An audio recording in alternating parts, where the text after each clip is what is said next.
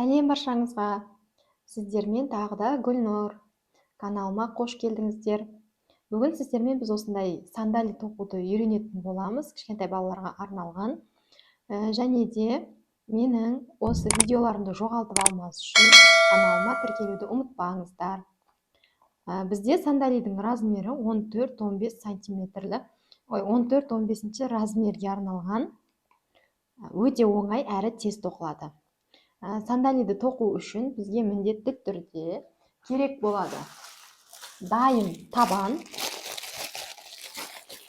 Мен бір парын тоқып қойдым, енді екіншісін тоқуды көрсетемін.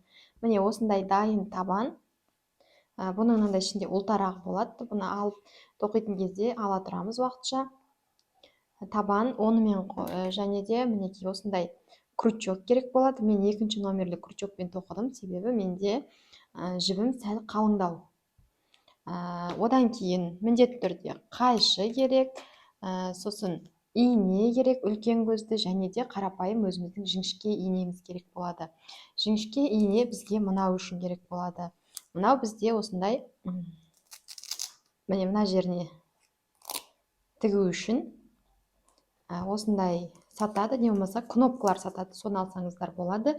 Менде бары осымен осыны қолданатын боламын. Және енді бізге керегі міндетті түрде әрине ол жіп. Жіп менде аяз макреме жібі. Бұл жіпте бізде 100 грамда 140 метр бар. Бұл жіптің номері турецкий жіп. Түсінің номері колор 11-88. 11-88 номерлі жаңағы түс. Осыны қолданатын боламын. Егер де сіздер жібек жіп қолданатын болсаңыздар, онда міндетті түрде жібек жіпті 2 қабаттап қолданасыздар.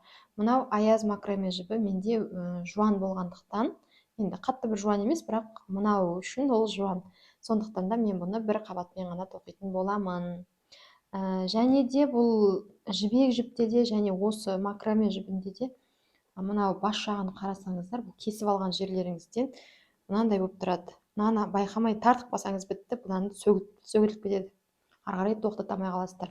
Сондықтан да басын күйдіріп отыру үшін бізге сіріңке қажет болады. Мынаны сәл-сәл бүйтіп күйдіріп қоямыз да. Сол кезде бұл ары қарай сөгілмейді. Әр кескен сайын міндетті түрде осылайынан жаңағы күйдіріп отыратын боламыз. Олай болса, барлық заттарымыз түгел болса, онда бастаймыз. Бастамас бұрын мен сіздерге табан туралы түсіндіре кетейін. Бұл бізде табан, мінекей жұмсақ. Және де табанда бізде осындай мынандай тесіктер бар. Әдейі осындай арналған тесіктер, өзіне тоқу үшін жіп өткізуге арналған тесіктер бар. Және тағы байқасаңыздар, мына жақта бір сызық, мына жақта сызық тұр, міне сызық, одан кейін міне, және мына жақта бар. Бұл дегеніміз, мына жақтан қараған кезде, мына дәл осының ортасын көрсетеді. Осы сызық арқылы осының ортасын көретін боламыз. Ал мынау өкшенің біткен жері. Мынау біздің табанымыздың ортасы, және де аяқтың басы деген сөз. Ал мынау біздегі жаңағы айтқаным, бас жағынан қараған кездегі дәл ортасы осы жерде есептеледі. Ең алдымен біз осы тесіктерден жібімізді өткізіп аламыз. Менде макреме жібі, жаңа айтып кеттім, жуан болғандықтан мен әрбір тесіктен екі талдан ғана аламын. Ал егерде сіздерде жаңағы жібек жіп болатын болса, не болмаса макреме емес басқа жіп болатын болса, ол жіңішке жіп болатын болса, онда сіздер 3-3-тен алғандарыңыз дұрыс. Ең алдымен біз мінекей мына жерін тоқитын боламыз қазір. Байқасаңыздар, әр тесіктен 2-2 жіптен алып отырдым. Менде міне мынау табан, табанның біткен жері ол мына жер. Осы жерден мен қазір жіңішке жағым бірінші номерлі крючокпен іліп аламын. Себебі мынау одан ары үлкейіп кетпес үшін тесік. Бірінші тесіктен ең алғашқы бастаған жеріңізден тек қана бір талғаны аласыз.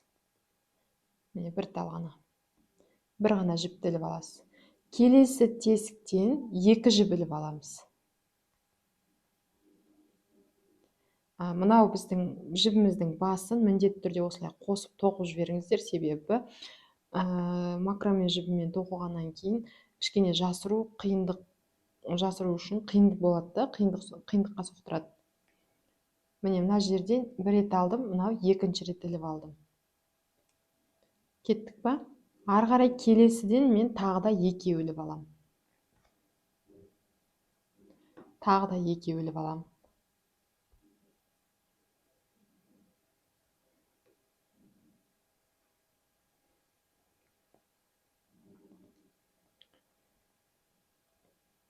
Сәл қиын болады, бірақ қолдарыңыз үйренгеннен кейін тез тоқып кетесіздер.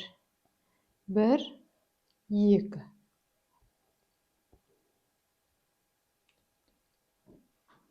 Міне, сонда ең бірінші басында біз бір талғана жіп іліп аламыз да, ары қарай 2-2-ден іліп шығамыз. Айналдырып соңына дейін. Мына жерге келеміз ғой, біз мына жақтан, міне. Мына соңғы біз тесіктен 2 бүйтіп айналдырып келгеннен 2 іліп аламыз да, ал мына жерге келген кезде біз мына жақтан бір талғаны іліп алдық. Келесі мына жұмыстың басы мен аяғын қосу үшін біз осы жерден тағы да бір рет жіп іліп алатын боламыз. Олай болса дәл осылайнан қатардың соңына дейін тоқып шығамыз. Қатардың соңына келген кезде кездесеміз. Мына жіпті міндетті түрде бірге тоқып жіберіңіздер.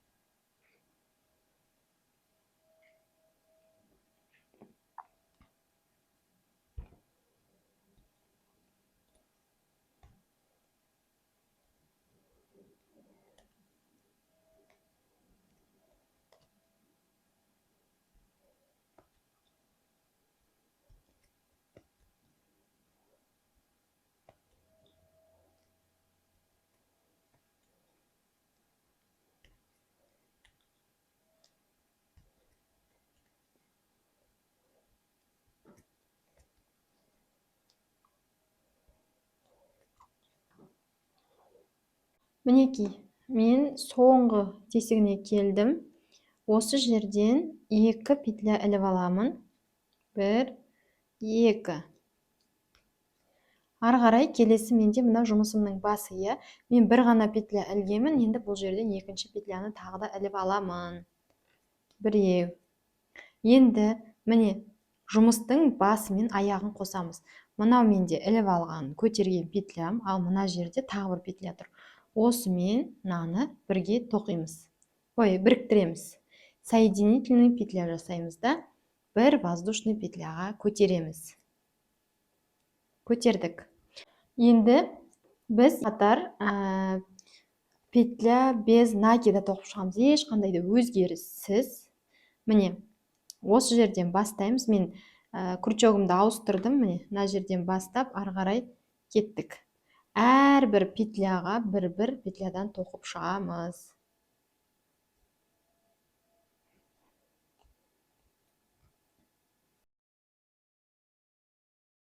Қараңыздар, енді мен бір қатар өстіп айналдырып тоқып алдым. Айналдырып тоқып алғаннан кейін, мынау бізде бірінші қатар болды ғой, мына іліп алғанымыз. Мынау екінші қатар. Осылайынан іліп тоқып алдым да, енді жұмысымның соңына келдім. Мынау жұмыстың соңы, мынау басы. Енді мен соңы мен басын қосатын боламын. Соединительный петля жасаймыз осы жерден.